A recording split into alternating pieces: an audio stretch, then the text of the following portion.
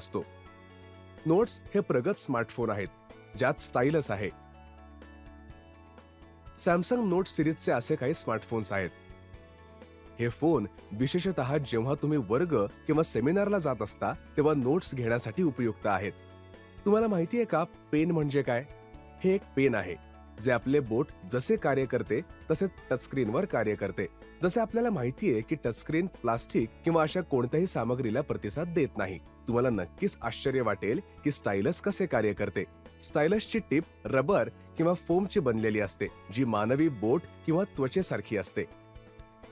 आज note versions नसल्या तरी अनेक स्मार्टफोन स्टायलससह येतात. पेन प्रमाणे काढण्यासाठी आणि लिहिण्यासाठी स्टायलस उपयुक्त आहेत.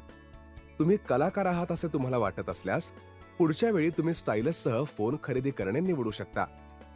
काही किरकोळ दुकाने देखील आज प्रत्येक टचस्क्रीनवर काम करणाऱ्या स्टायलसची विक्री करतात.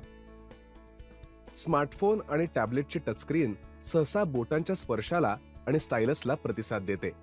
हे प्लास्टिक किंवा इतर कोणत्याही सामग्रीला प्रतिसाद देत नाही. टचस्क्रीन सर्व मूलभूत जेस्चरांना प्रतिसाद देतो, जसे की सिंगल किंवा double tap, long tap, zoom in किंवा आउट करण्यासाठी पिचिंग, स्क्रोलिंग इत्यादी. हे जेस्चर काय आहेत हे समजून घेण्यासाठी एक उदाहरण घेऊ.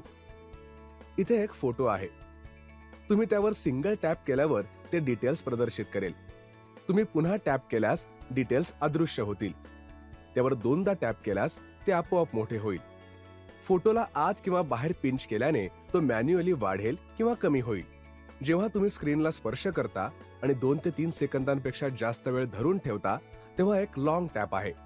होम स्क्रीनवर लॉंग टॅप अतिरिक्त कार्यक्षमता प्रकट करेल.